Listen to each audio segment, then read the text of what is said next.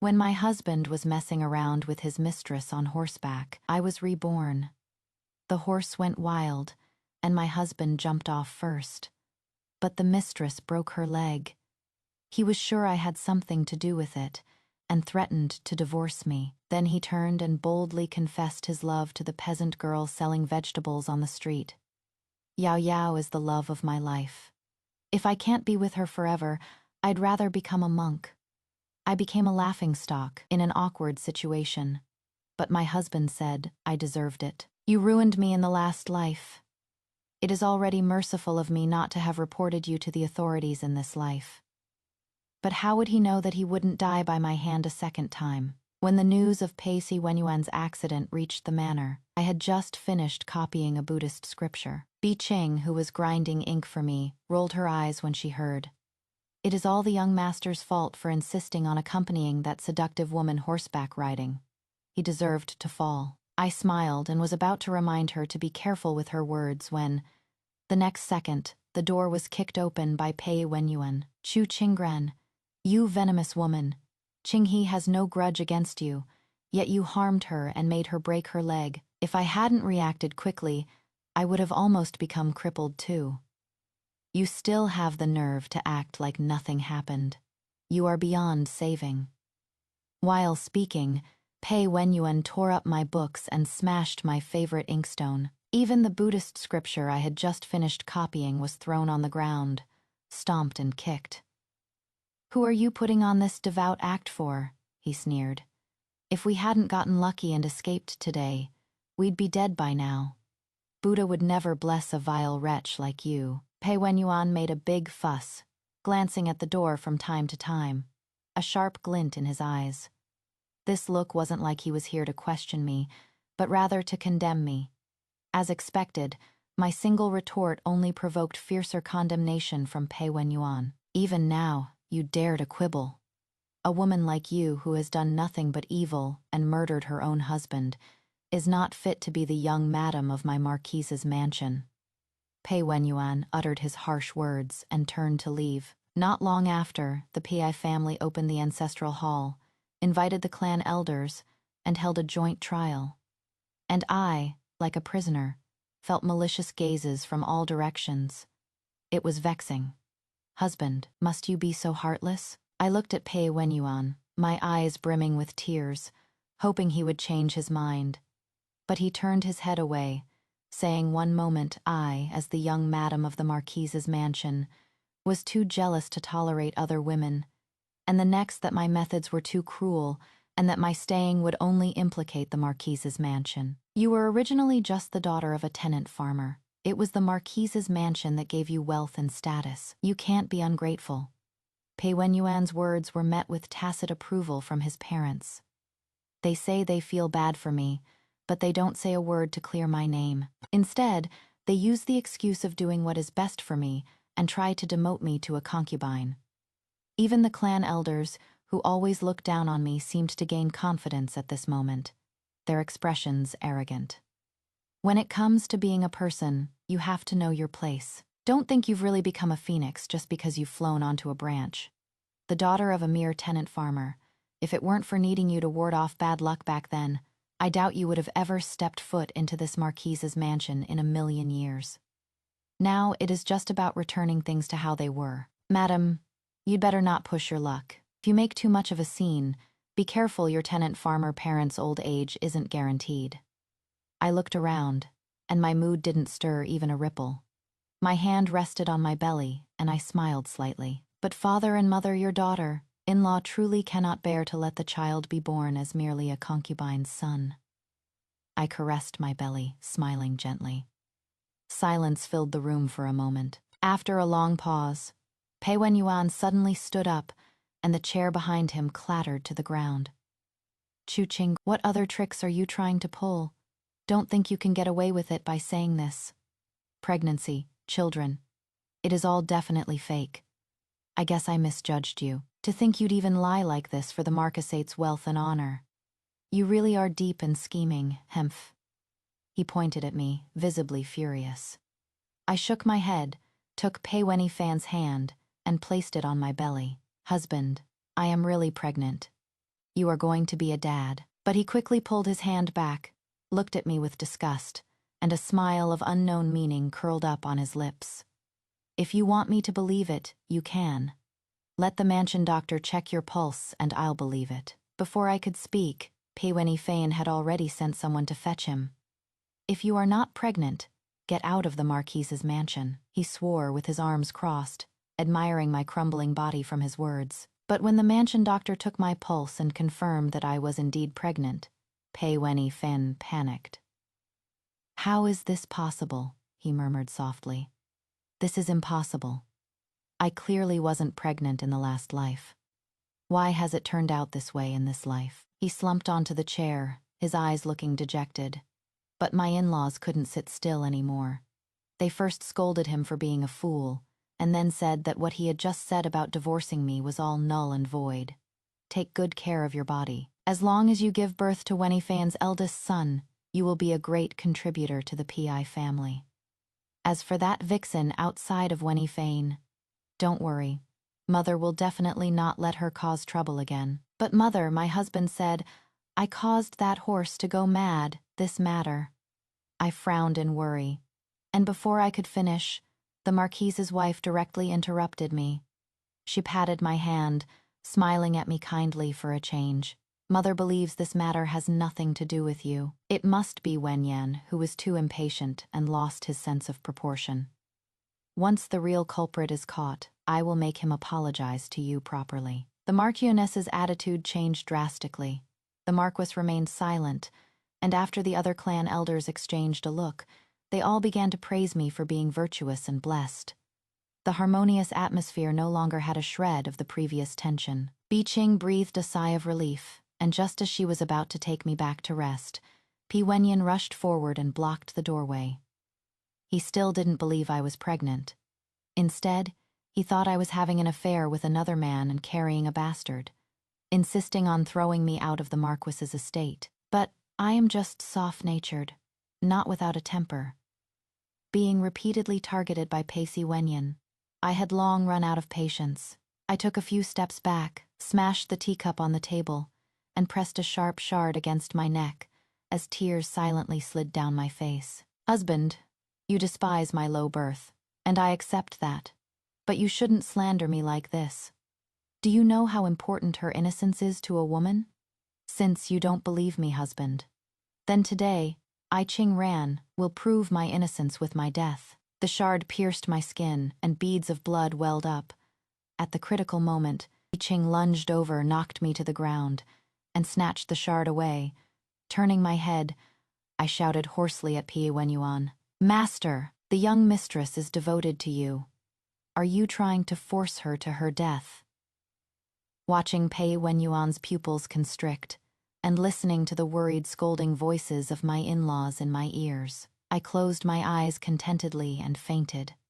When I woke up again, the sun was already high in the sky. I stretched, and under Beeching's insistence, I ate a whole bowl of longan, red date, and lotus seed porridge. She sighed, Madam, your acting is really good. It is just that this injury looks frightening. Pretending to die was a pretense, but Pei Wenyuan's reputation for forcing his wife to her death was real. The master and madam were furious and scolded the young master. Did they use family law? That wasn't the case. Biching shook her head. Seeing this, I let out a scoff and gently placed my hand on my belly.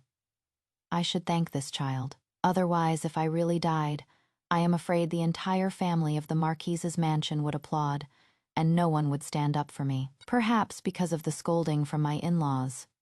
Not long after I woke up, Pei Wenyuan actually came to visit proactively. However, his gaze lingered on the wound on my neck, and he didn't speak for a long time, his eyes churning with emotions that were hard to understand. After a while, he explained to me that it was unintentional. His palm covered mine, our fingers intertwined. I was just too surprised, Qinggran. Can you forgive me? His gentle demeanor was mesmerizing. I broke into a smile through my tears, tilting my head slightly to lean on his shoulder. After a moment of tenderness, I took the initiative to bring up bringing Qinghe into the Marquise's mansion. Before, I didn't know. Now that I know, I certainly can't act like nothing happened. Since you like her, husband, why not bring her in and give her a title? I was genuinely thinking of him. After all, one more or one less concubine couldn't shake my position. But after P.A. Wenyan heard this, his body stiffened. He refused. He said that I am pregnant now, and he couldn't let anything affect me, and also said that he only pitied Ching-He and had no feelings for her, and that he would break things off cleanly with her today. Since he'd put it that way, it wasn't right for me to insist. But not long after, when I had recovered from my injuries and was preparing to leave the mansion, Ching-He, who was now limping on one leg, rushed in front of me, cursing me for being a hypocrite with a venomous heart, for cruelly breaking her and Pacey Wenyan apart. Her hair was disheveled and she charged straight for my stomach, her eyes flickering. After being stopped by Beeching, her eyes were bloodshot, her face full of resentment. If you hadn't threatened him with the child in your belly, how could Brother P.A. have abandoned me? Now that my leg is injured, how can I go on living without Brother Pichu Chingran? You are trying to drive me to my death. She fell to the ground, crying her heart out. The crowd slowly gathered, and I could faintly hear words like jealous and pitiful. The gazes cast upon me were like thorns on my back, just like that day in the ancestral hall. My expression remained unchanged as I explained that it was Pei Wenyuan's decision not to give her a formal title. However, I changed the subject, giving Bi Ching a signal to help Ching-He up. Considering you served my husband, I'll make the decision today to take you into the household. Are you willing? Are you serious?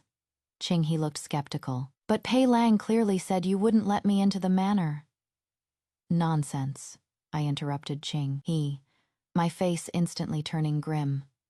My husband didn't want you as a concubine. He said long ago he wanted to cut ties with you. Now I've brought you into the Marquise's manor behind his back. And instead of being grateful, you dare to slander me.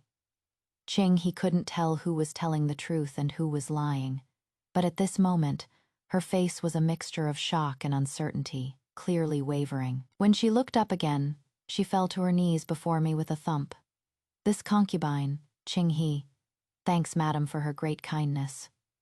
My smile deepened, and I made proper arrangements for her to enter the manor. Who wouldn't praise my magnanimity? It was just that Pei Wenyuan instigated this whole charade, all to make me lose the child, and at the same time, invite gossip. When he returns and learns of this outcome, his expression will surely be priceless. Thinking of this, my steps became much lighter. I didn't expect to see Pei Wenyan at the Jingsu Pavilion. I saw that not far away, he had his sleeves rolled up, helping a farm girl set up and sell vegetables. The corners of his eyes were crinkled in a smile, looking like he was thoroughly enjoying himself, a stark contrast to his usual image of being extremely concerned with propriety. This work is really tough. For Yao Yao to be able to stick with it for so long, she is truly a heroine. You are different from other women. Even my first wife can't compare to a single finger of yours. Hearing these words, Beeching couldn't help but feel indignant on my behalf. But as I looked at that woman named Yao Yao, my thoughts gradually drifted away. That look, with her expressive eyes and brows full of tender affection, was not something I was seeing for the first time. Back when I married P.A. Wenyan to improve his luck, he was still a sickly man. Yet he always felt that he owed me. Sometimes he would write poems for me, and other times he would gift me precious gold and silver jewelry. He always urged me to remarry, telling me not to let him drag me down for the rest of my life. Back then, my feelings for him grew deeper and deeper, and the way I looked at him was just like Shu Yao's butt. People's hearts are fickle. Perhaps the Chongshi wedding was effective, as P.A. Wenyan's health improved day by day. He could ride horses and go on spring outings. No matter how far he walked or how long he rode, he wouldn't get so tired that he'd faint. Having seen a wider world, I instead became a stain on his life that he could never wipe away. How could a woman from a tenant farmer background be worthy of the high and mighty heir of the Marquise's estate? Because of this, Pei Wenyan became even colder to me, and my parents-in-law regarded me as a thorn in their side, finding fault with me everywhere. They didn't want to earn a reputation for being ungrateful, so they could only throw mud at me again and again. The steward's dereliction of duty led to the theft of gold and silver from the estate. My improper behavior at the banquet brought shame upon the Marquise's estate, and even the horse going mad, resulting in the accusation of murdering my husband. One by one, all these incidents had long since worn away the last shred of affection I had for Pi Wenyan. Seeing such a look in his eyes again now, I only felt a sigh of regret.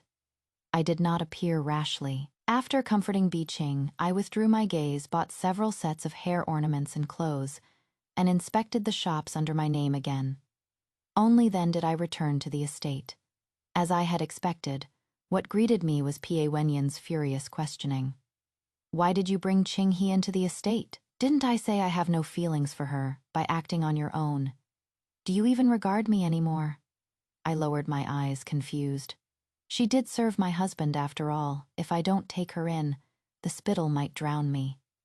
But I knew perfectly well what was going on in my heart. Pi Wenyan wanted this outcome. As expected, he couldn't be bothered to feign deep affection and instead urged me to send Ching He away.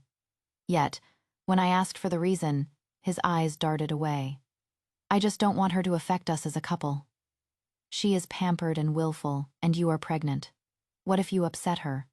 So that is how it is. I thought my husband had someone else in mind, and that is why he is tired of Ching He."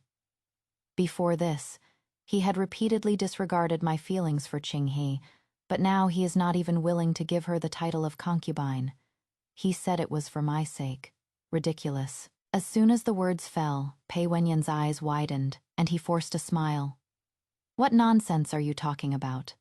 I've always remembered your affection. How could I fall in love with someone else?" I lowered my eyelids. After so many years together, he knew exactly what he looked like when he lied. But even if there is no love, I will never give up this wealth and power. Pi Wenyan's words were full of flaws, and he didn't even bother to cover them up. Ever since Ching He entered the mansion, Pi Wenyan hadn't looked at her again. The vows of love they once exchanged had become empty words. She didn't understand. Her face grew more haggard during greetings, and she limped when she walked, yet stubbornly inquired about Pi Wenyan's whereabouts. "Lang Pei must be too busy. He is not intentionally avoiding me." Her self-deception didn't last long. Pi Wenyan went to help Xu Yao sell vegetables every day, and over time more people knew about it. He lowered himself, wearing a silk brocade robe, squatting on the street to hawk his wares. When Xu Yao couldn't sell everything, he waved his big hand and bought the rest of the dishes. Even when she was bullied, Pi Wenyuan would step forward to help her out of trouble. The noble sons in the capital who knew about it all teased him, calling him a love-struck fool. Word spread, and it eventually reached the manor. The in-laws heard it and gave her a few verbal scoldings. Ching He, however, couldn't accept it and cried uncontrollably in her room. By the time I arrived, a white silk noose was already hanging from the beam, and Ching He's head was just about to slip into it. My pupils contracted, and my heart almost skipped a beat. After being rescued, she still looked half dead. I slapped her directly and said coldly, "What did you submit yourself to Pi Wenyuan for? Now that you've become his concubine as you wished, living in the Marquise's mansion, what don't you have?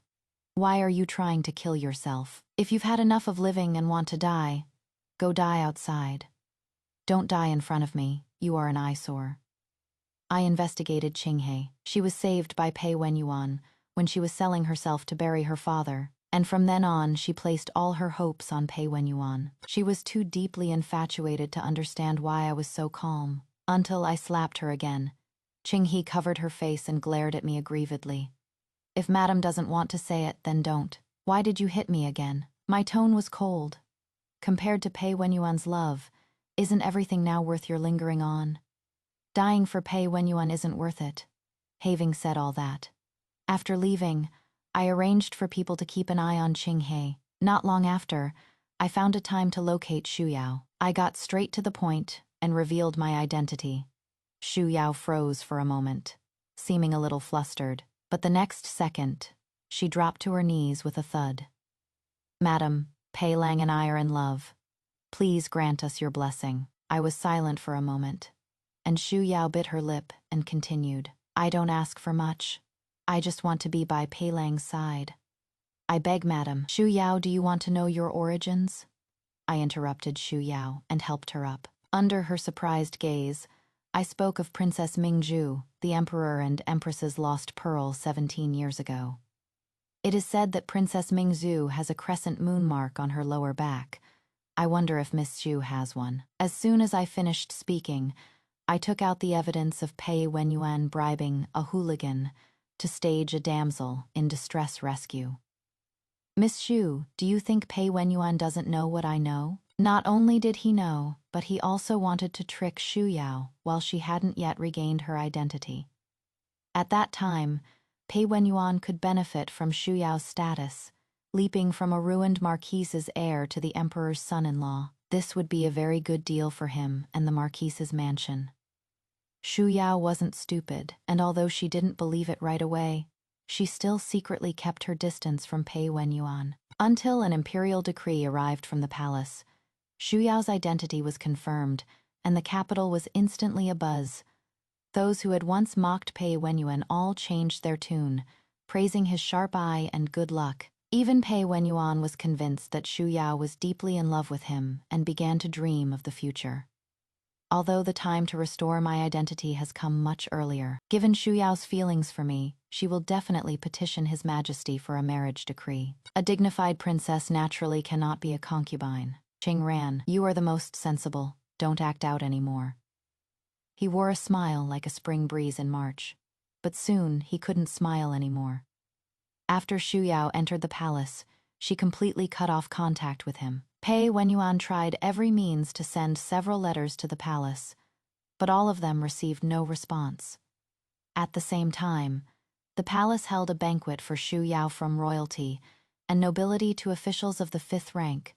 All were invited. The marquise's mansion was naturally no exception. Therefore, after receiving the news, Pei Wenyuan excitedly ordered a new outfit and meticulously checked himself in the bronze mirror before leaving. In the carriage, I held his hand and praised him with a smile. "Husband, you look exceptionally handsome today. If you were still unmarried, you would surely attract the attention of other noble ladies." What I said was true. Pei Wenyuan was blessed with good looks, with thick eyebrows, big eyes, a straight nose bridge, and a fair face that was second to none in the capital. I praised him so much that he became full of confidence, especially when he noticed people subtly looking at him in the great hall. He straightened his back even more, like a peacock displaying its plumage, swaying gracefully. After the palace banquet began, Pei Wenyuan's eyes lit up. He stared fixedly at Xu Yao and then raised his cup and walked towards her. "Yao Yao, are you doing well in the palace? I haven't received your reply for a while, and I was a little worried." Pei Wenyuan's voice was not quiet, drawing frequent glances from the people around him. But no matter what he said, Xu Yao remained indifferent. Instead, she bypassed Pei Wenyuan and smiled at me. Seeing this, Pei Wenyuan's expression stiffened, and he didn't know whether to drink his wine or not. He looked extremely awkward. Just as he was about to say something else, the emperor suddenly spoke. "I heard that my pearl was well taken care of by young Master Pei before." Pei Wenyuan was delighted. "Your subject dares not take credit. This is what your subject should do. Princess Pearl has outstanding temperament and resolute character. Even if she were an ordinary person, her elegance would be hard to conceal. My small effort is not worth mentioning." As he spoke, his gaze towards Xu Yao was tinged with a hint of tenderness. He thought the emperor, in his love for the crow, would surely reward them, and even more so, given their mutual affection, bestow marriage upon them. Unexpectedly, the emperor, after hearing this, smirked. Although he bestowed countless jewels upon the marquise's mansion, he said not a word about the marriage proposal. At the end, he even cautioned, "Mingzhu's status is noble. Only the most outstanding young talents of our country are worthy of her." Who this was directed at was obvious. Pei Wenyuan froze in place. Seeing Xu Yao indifferent, he became a laughingstock himself and could only flee back, covering his face. The wine glass in his hand was tightly clenched, and he held his breath, his face turning red, neither up nor down. I glanced at him and withdrew my gaze. Meeting Shu Yao's eyes head on, I got up and left the main hall. Before long, Shu Yao arrived as promised. She was not the same as before, dressed in magnificent palace attire, adorned with jewels in her hair. Her graceful demeanor made her seem reborn. Only, those eyes remained as clear as ever. Young Madam Pei, thank you for your reminder. This is all thanks to the princess's good fortune. Seeing me refuse, Shu Yao smiled. Even brighter, and the next second, she directly reached out and took my hand. You have been kind to me. From now on, no matter what kind of help you need, as long as I can provide it, I will definitely help. The corners of my lips curved slightly, and I curtsied to thank her. Indeed, having this backing, compared to giving it to the Marquise's mansion, it is better to hold it in one's own hands. But before I could be happy for long, Pacey Wenyan's figure appeared in the shade of the tree beside me, cold and resentful, like a venomous snake. After Shu Yao left, I was stopped on the spot by Pei Wenyan. He grabbed my wrist, squeezing tightly. You and Shu Yao knew each other from before. Did you say something to her? Otherwise, why would her attitude towards me change like this? Chu Qingran, tell me why. His eyes were bloodshot, and his body was no longer as frail as before. His grip made my wrist ache with pain. I sucked in a cold breath and flatly denied it, but when I saw the suspicious look in Pei Wenyan's eyes, I was so angry I laughed out loud. Husband, why are you so nervous? Could it be that husband likes the princess and really wants to make her your concubine? That won't do. The princess is of royal blood. How could she be your concubine? That is a great crime of offending the imperial family. Husband, you'd better. Enough. Pei Wenyan flew into a rage from shame, and finally let go of my hand. Yao Yao is a princess, of course she can't be a concubine. If not a concubine, then the main wife. No wonder from the very beginning. He tried every possible way to drive me away. No wonder he no longer cared about Qinghe either. Turns out it was all to make room for Shu Yao. Now that his dream is shattered and he has become a laughingstock, the people in the capital who sneered at him are back in full force. Who is Princess Mingzhu? Surely he, Pei Wenyan, doesn't think he is good enough for her, right? Ridiculous. Let's not even mention he already has a wife and concubines. But among the young talents, does he have it? It is truly a toad wanting to eat swan meat, shameless. It is a good thing the princess recovered her status in time. If she had really become his concubine, Pei Wenyan, wouldn't that be slapping the royal family in the face? He is the heir of a marquise's estate, and he doesn't even have this much discernment. Besides the unpleasant words from the scions of noble families, the servants in the mansion were also gossiping in private. Pei Wenyan, however, acted as if nothing had happened. Unmoved. He no longer delved into my interactions with Shu Yao, nor did he threaten or lure me after returning to the Marquise's estate. Instead, he started showing concern for me. From the 3 meals a day, to dressing and grooming. Even the wooden hairpin he had promised was fulfilled one by one. The wooden hairpin was roughly made, but it was carved by his own hands. Bai Qing saw this and muttered softly, "Clearly, you don't love her anymore. What are you trying to achieve by acting like this?" Yes, when we got married, he said he would personally make me a begonia hairpin, but later he personally refused. Too busy with affairs. Scarce wood. He always had all sorts of excuses to evade this promise, but now he could easily place the begonia hairpin before me. I was immersed in the sweetness woven by Pei Wenyan, as if I had returned to the time right after we got married. Qingran, I figured it out. Living a good life together from now on is more important than anything else. He is sincere and keeps his word. When I caught a cold and had a fever, he stayed by my side day and night and personally fed me medicine. Until one day, when Pei Wenyuan handed me the medicine again, I turned my head. Husband, Qingran invites you to watch a good show. As soon as I spoke, Biqing dragged in a maid. Does my husband know that it was this maid who put something in my medicine, which is why I've been sick for so long? Her intentions are unforgivable. There is no need to keep a maid like this who betrays her master. At my command, the maid was dragged into the courtyard. She blows with a plank, and she was a bloody mess. Dead Pei Wenyuan's expression was particularly grim. Pei Wenyuan's kindness to me is obvious to all. Everyone says he has settled down, cherishes me like a gem, and dotes on me. Even Qinghe, seeing this, naturally assumed that we were in a harmonious relationship, living in perfect accord. But as my condition improved, Pei Wenyuan became less attentive to me than before. The sweet soup he sent contained pears that made me have difficulty breathing as soon as I ate them. The clothes he bought were infused with musk that could cause miscarriage, and sometimes he would fail to support me when I walked. When I discovered these things, Pei Wenyuan would always frown and cautiously say he hadn't noticed. The next time another careless incident would occur, I guarded against him day and night, and only then did I avoid being harmed by him. As the months went by, Pei Wenyuan's image as a loving husband deeply resonated with people. But when no one was around, I always felt an unignorable killing intent emanating from him. I sighed. Husband, do you remember what it was like when we first got married? At that time, despite his illness, he lifted my veil, and under the dim candlelight, Pei Wenyuan and I met eyes. We were both stunned. His cheeks were flushed with an abnormal redness, making him look more spirited. On our wedding night, I held his hand and carefully guided him, from unfamiliarity to proficiency, until finally he hugged my waist and asked for it again and again.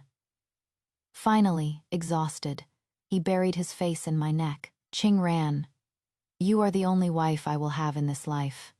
If I break my promise, may I be struck by lightning and die a horrible death.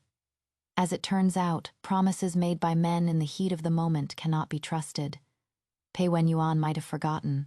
When I mentioned it, he widened his eyes and kept repeating that it was impossible. Whether you believe it or not, husband, we are husband and wife, and I wish you well. Pei Wenyuan was silent for a long time, his eyes flickering. His tightly pressed lower lip did not loosen even after he left. The 9th day of the 9th month is a good day. Me father-in-law left the mansion to attend a banquet, and my mother-in-law left the city to pray for the child. Me water broke. Piercing screams continued to resound, and tubs of bloody water were carried out of the room one after another. Pei Wenyuan came uninvited and rushed into my delivery room, his expressionless look completely shattered when he saw the clean baby beside me. What the hell is going on? Who is this child? I stopped screaming, followed Pei Wenyuan's gaze to the child, and gave him a coquettish glare. This is our child, the future legitimate eldest son of the Marquise's mansion. He looked horrified, his eyes darting back and forth between me and the child. Then he suddenly laughed. I knew you couldn't possibly be pregnant. Chu Qingran, you are about to die.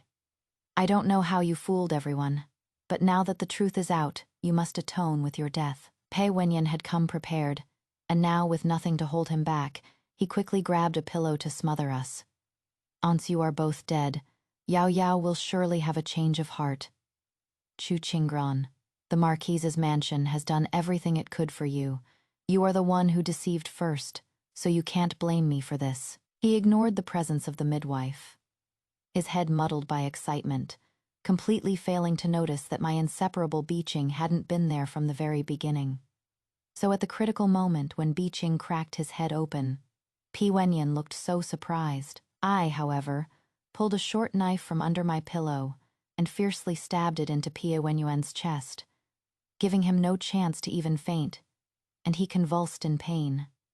Pei Wenyuan was surprised for a moment, but not panicked as I had imagined. Chu Qingran, you dare to kill me. Too bad. You can't kill me, my heart, I know. I pointed to Pei Wenyuan's right chest.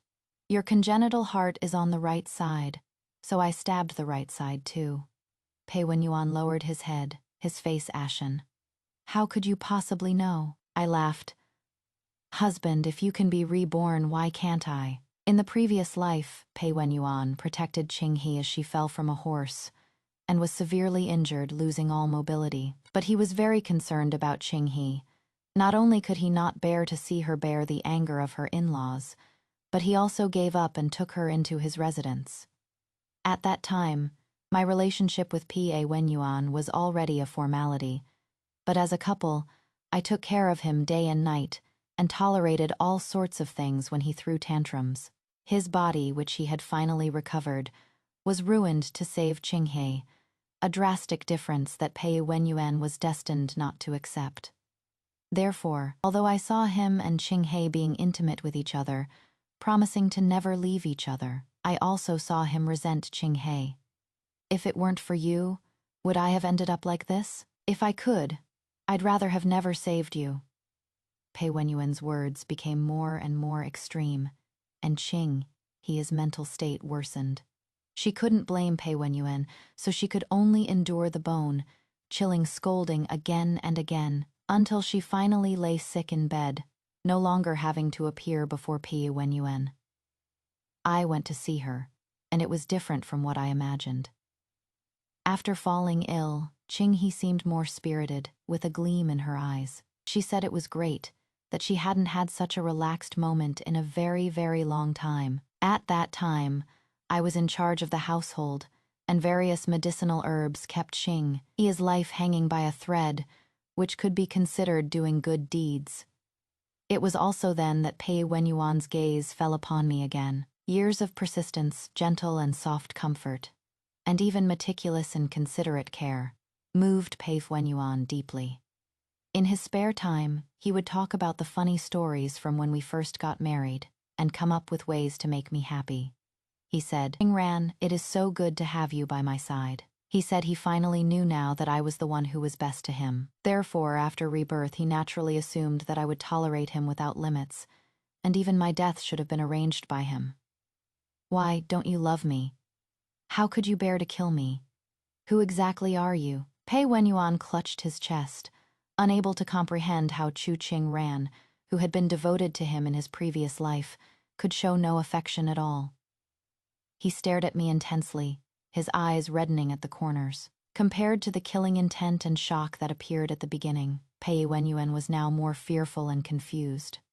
I glanced at the sleeping child, then got up and walked in front of Pei Wenyuan. "Husband, you are wrong. I did love you, but I never thought of killing you. You forced me." I patted Pei Wenyuan's face and whispered in his ear. "In my last life, you were paralyzed for so many years, and I still didn't want to kill you. Why are you forcing me to do this in this life?" My fingers slid from Pei Wenyuan's cheek to his neck, and then from his neck to his chest, pressing hard on his wounds. Amidst Pei Wenyuan's screams, I shook my head with regret. If I had known this would happen, I should have let you die at the stables from the start. I was expressionless, but Pei Wenyuan was shocked. "What did you say?"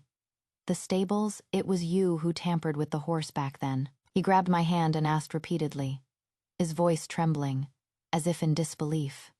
I covered my mouth in surprise. "Husband, didn't you know? Otherwise, why did you use that reason to divorce me back then?" I tilted my head to look at him, and in the next second, I clapped my hands together, my tone full of surprise. "I remember now, husband. You wanted to divorce me so you could marry Princess Ming's-du, right?" Pei Wenyuan's blood flowed more and more, dyeing the ground red. He was unrepentant even at death's door. "If not for the Marquise's mansion and me, how could you enjoy all this? Qingran, you are ungrateful and you'll die a horrible death." I don't believe in curses. If curses worked, the ones who should die are Pei Wenyuan and his parents. If it weren't for me, you would have died long ago. But you used me and now you want to get rid of me. Is there such a good thing in this world? I am not stupid. My in-laws' constant criticism and Pei Wenyuan's neglect made me sad. But what made me even sadder were their schemes behind my back. I heard the Shangyang County princess is looking for a husband. If our Wenyuan wasn't married, we could try. With his looks, he might just catch the princess's eye. What is so difficult about that anyway? That woman has no family background. Even if she dies, can her tenant farmer parents get revenge for her? Madam, this is all for Wenyuan's own good. Soft-heartedness at this time is not a good thing. But will Wenyuan agree? The conversation between my in-laws stopped abruptly. But when I later saw Pei Wenyuan handing me bowls of tonic, I knew. He agreed too. Since that is the case, why should I endure any longer? Husband, you all forced me to do this. Pei Wenyuan died, his eyes wide open, the blood on his chest already dark. I sent someone to inform my in-laws, tidied myself up, and then appeared before people with the child. Facing Pei Wenyuan's cause of death, I explained to outsiders that he was stabbed in the heart by an assailant, while saving me and the child. Me in-laws knew his heart's secret, and coupled with my pale complexion and recent childbirth, they didn't suspect me. Instead, Qinghe became a suspect. However, with me handling things on the outside, she didn't suffer much. Under Xu Yao's pressure, the Jingzhou prefecture quickly closed the case. My in-laws didn't dare to investigate openly, but their secret searches hit a wall everywhere. Naturally, Xu Yao's help was indispensable in this. I hired the descendants of those midwives to work on the estate. With threats, they naturally knew what to say and what not to say. After a few more years, when my in-laws' bodies weaken and they pass away, no one in this world will investigate anymore, and my cheap child became Pei Wenyuan's only child. Inheriting the title of nobility was only natural. As for Qinghe, He gave her a choice, but she hadn't made up her mind even when the child could walk and talk. I rolled my eyes and simply advised her to stay. You won't worry about food and drinks at the Marquise's manor, and no one will stop you from doing what you want. She thought about it and resolutely agreed, becoming even more naturally inclined to eat, drink, and have fun, and dote on the child later. As my in-laws aged, I took full charge of the Marquise's manor. They can only be touched by me, and when they speak of me, it is all words of praise. When it comes to the most virtuous and filial daughter-in-law in the capital, I would definitely be on the list.